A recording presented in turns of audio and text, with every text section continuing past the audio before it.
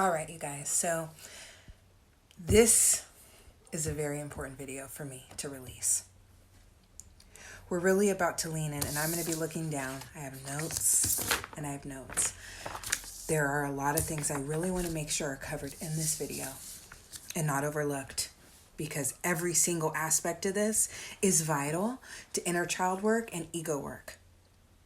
If you're going to be doing shadow work, it needs to be paired with work that dissects and tends to other parts of the psyche as well.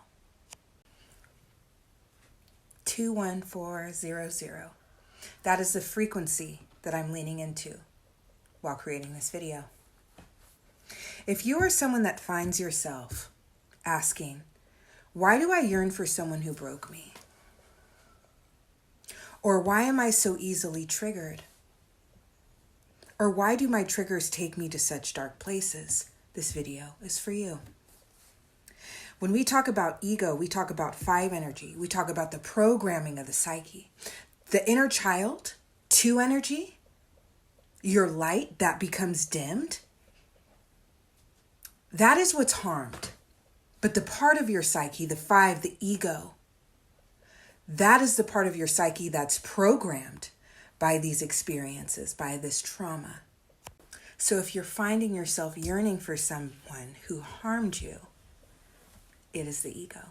Because the ego, due to its nature, is always going to attempt, especially on a subconscious level, through positioning and other methods, to rectify itself. Oh, let me give this person another chance so I can have the leg up energetically this time, because it'll help me feel better, ego-wise. No, we don't want to do that. We want to start paying attention to why we're attracting these kinds of people to begin with by doing the work. So I want to take a minute to talk about the 257 frequency. This is a frequency that I've named, and it is in my book. This essentially, from my perspective, is the energetic pathway of trauma, the energetic pathway of darkness, one of the two.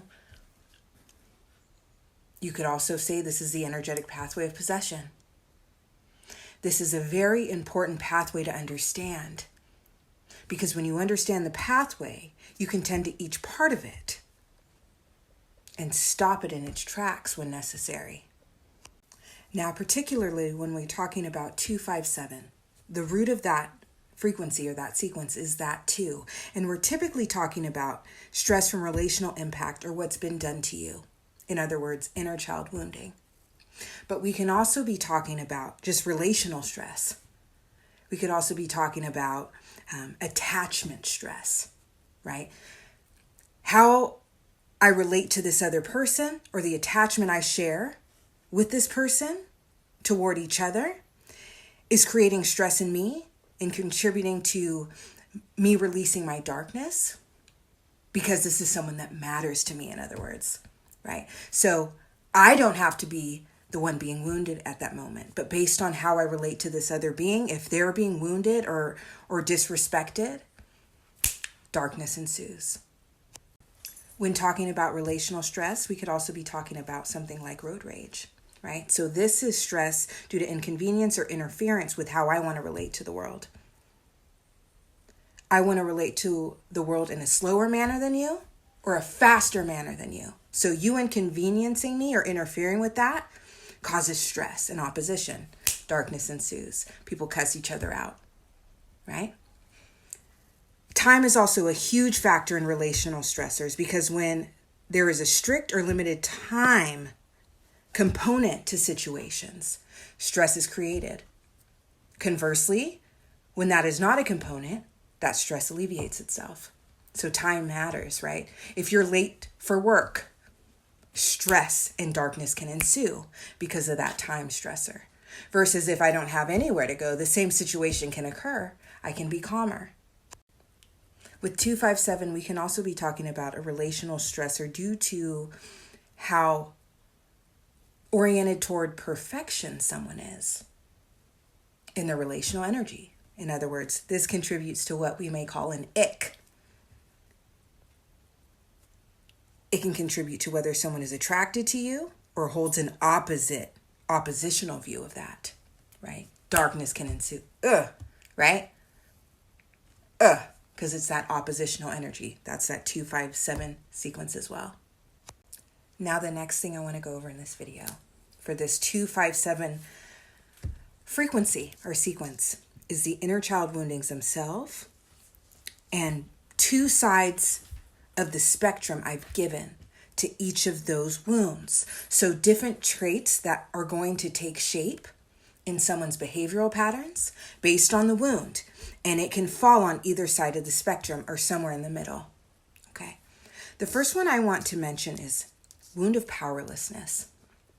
This can be caused by a variety of things, but let me jump back a little bit. When you guys are doing this kind of work, I need you to really become comfortable sitting with your emotions and the truth of those emotions.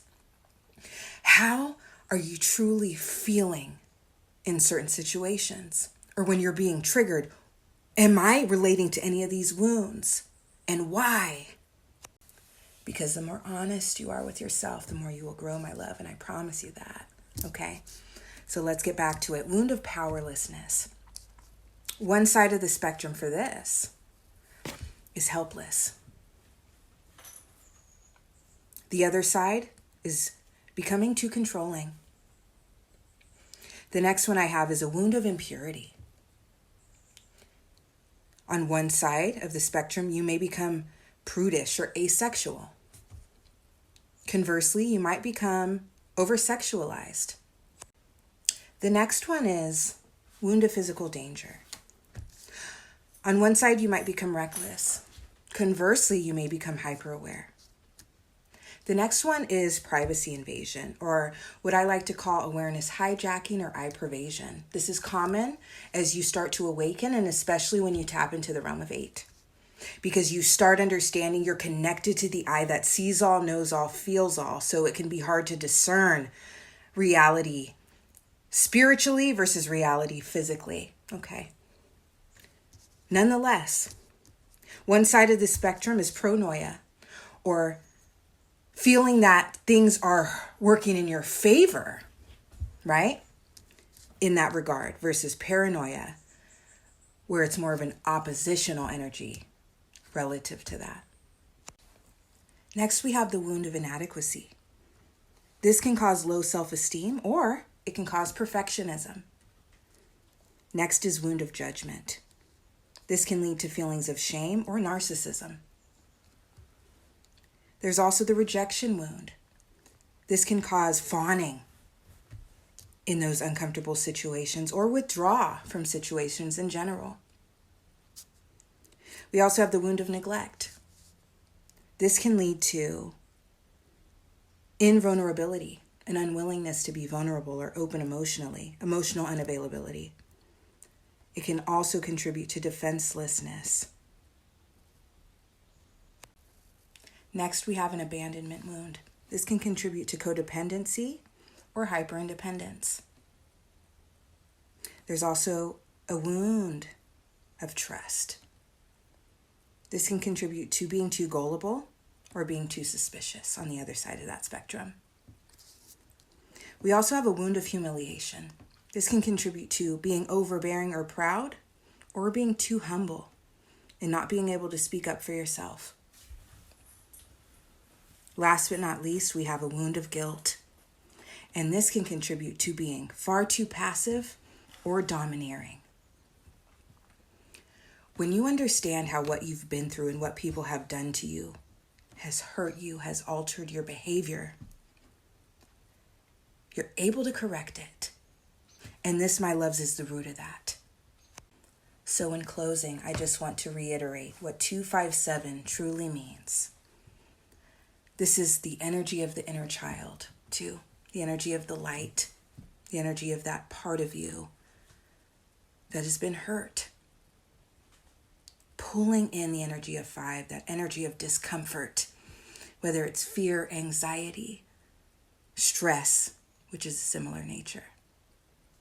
Okay, it's uncomfortable. It is a state of internal or external discomfort or restriction of thought or circumstance. It sends you into your head, and it is not an easy energy to navigate. And that's why 7 comes to the rescue, your shadow self. It is that darkness within you that wants nothing more than to protect you. But when you're 2-7 forward, you can hurt others. And the more of this work you do, my love, the more you master yourself in every part of your psyche, and you get it under control so it's at your command, you will be so powerful it will make others sick, okay? Especially those who are wanting to harm you. You will be so full of light that it will confuse those who are so full of darkness. You'll have so much strength that it will confuse those same people as well. Oh, I thought you were an easy target. Guess not. My bad. But what I also want to remind you guys about relative to 7 is that this is also the number of substance abuse and addiction. And the realm that houses all of those indulgent things that cause imbalance in your daily life. If you're not mindful, if you don't understand what's causing this discomfort, you can easily take the wrong path trying to soothe it. Stay strong, stay focused, heal so you don't run and try to numb. I love you guys. Take care.